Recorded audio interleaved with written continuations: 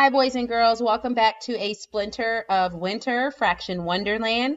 This is subtraction with renaming. If you don't know what that is, just stay tuned and you'll figure it out.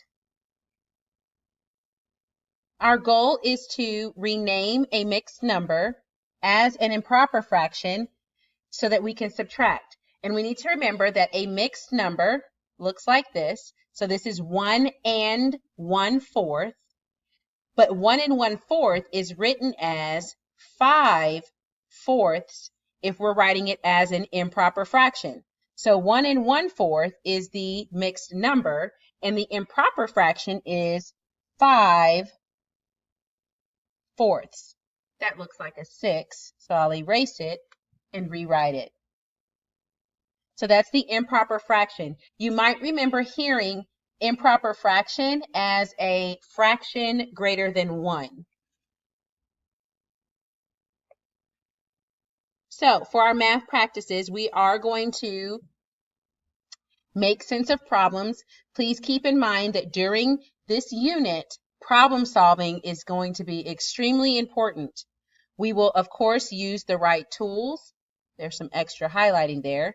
We will always attend to precision. And we might need to do some reasoning, thinking about what makes sense.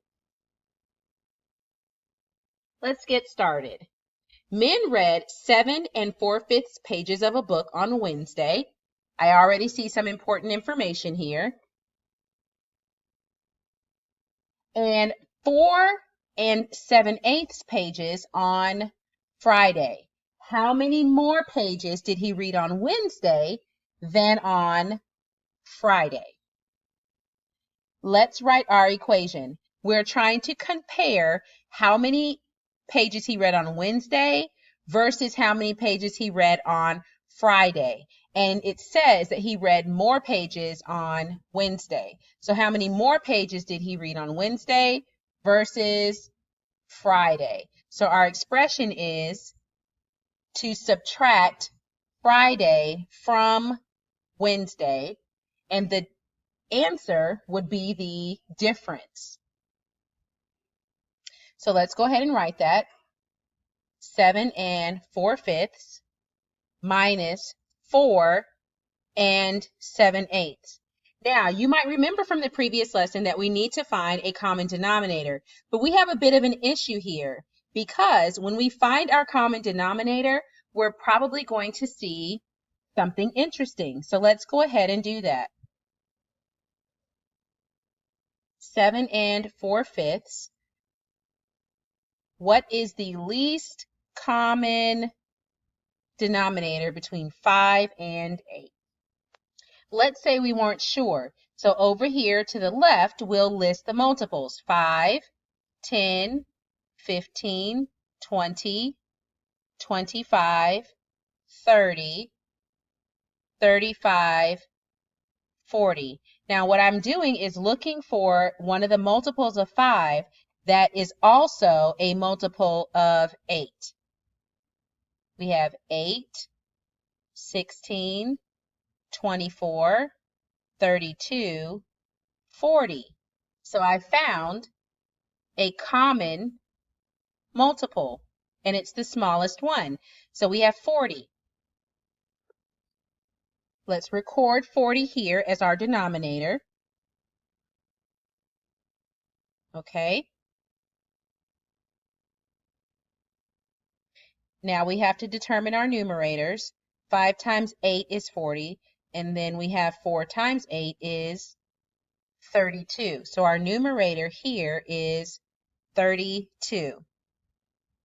For our next number, we multiplied by 5 to get the denominator 40. So we have to multiply the numerator by 5, and we have 35. I'm going to erase that and write it in black. Now, we have a dilemma because we now need to subtract 32 or subtract 35 from 32. And we know that that's not possible. So what we're going to do when we have a situation where we cannot subtract, we are going to rename these mixed numbers as improper fractions. And here's how we do that. 40 times 7, and then we're going to add 32. So over to the side, 40 times 7, let's use what we remember from chapter 1. 7 times 4 is 28, and then we're going to place the 0. So 280, and now we have to add the numerator, which is 32. So we have 8 plus 3 is 11. Regroup. 312. So we have 312 40ths. I know that seems like a big number, but that's what we need in order to subtract. Let's do the other one. We've got a pattern here. Multiply the denominator times the whole number.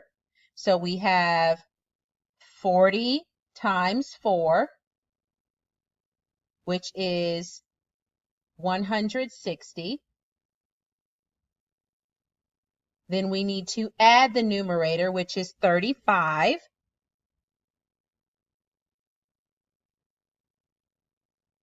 We have 195.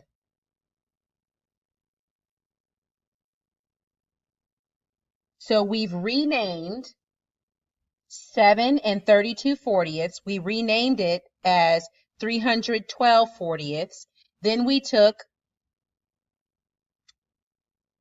4 and 35 40ths and renamed it as 195 40ths. Now we can do the subtraction. And as most of you are thinking, we need to take the two numerators over to the side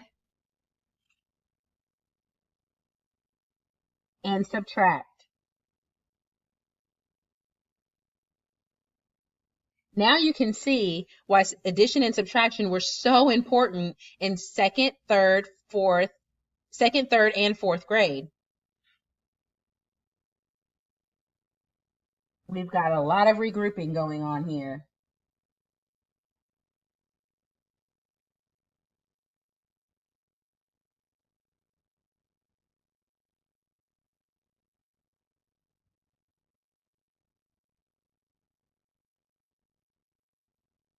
Now, our answer is 117 40ths. Now, for all of my math whizzes out there, we can convert or rename this improper fraction as a mixed number. So let's do that.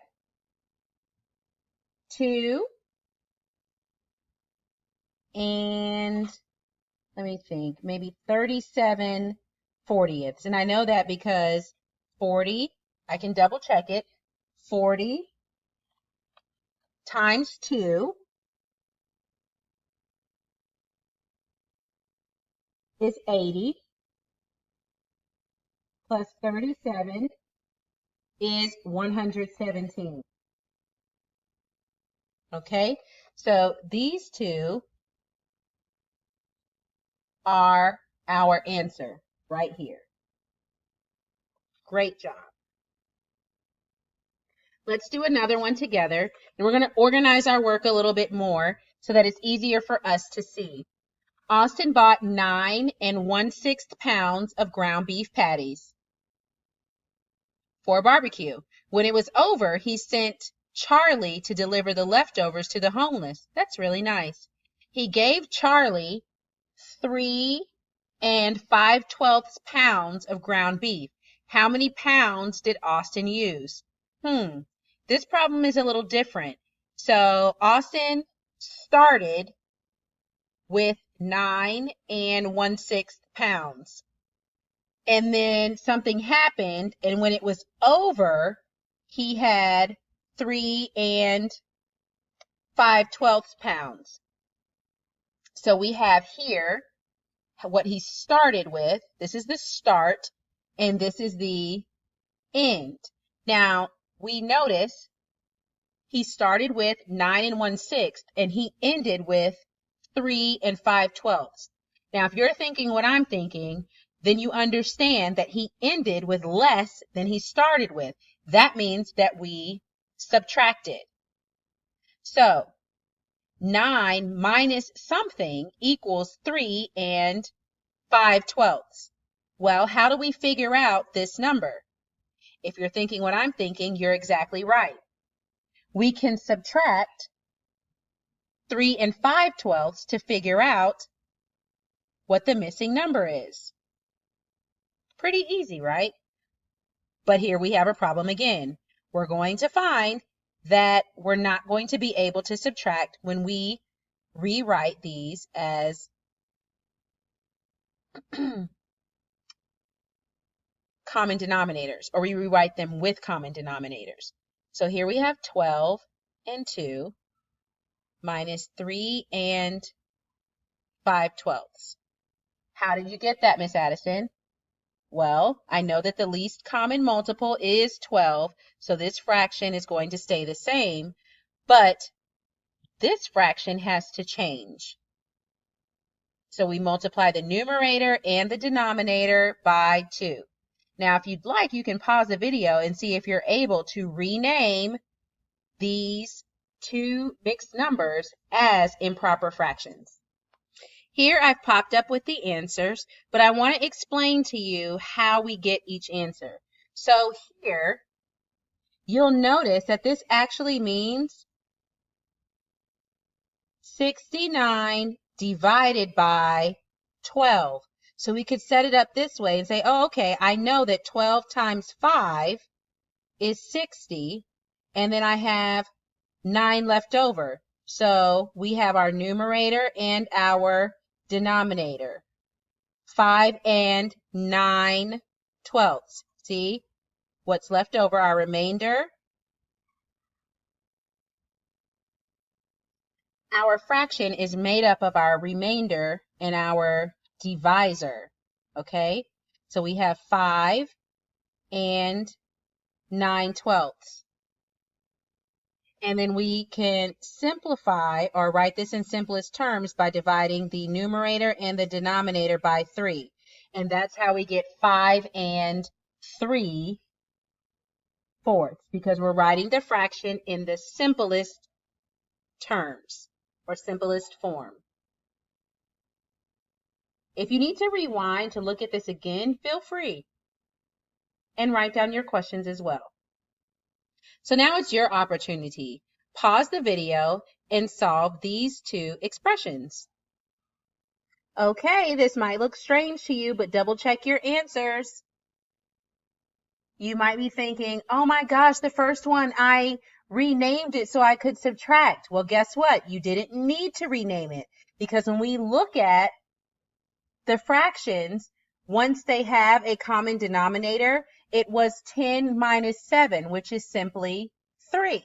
So you did not have to rename the fractions in order, or rename the mixed numbers in order to subtract. However, with number 2, you did have to rename. So notice step 1, we found the common denominator.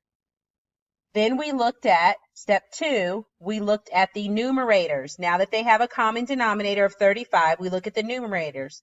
Are we able to subtract? No. So we renamed the fractions as the mixed numbers as improper fractions. We did that here. Then we set up our equation here, number 3, so that we could subtract 161 or 95 from 161, and we end up with 66/35.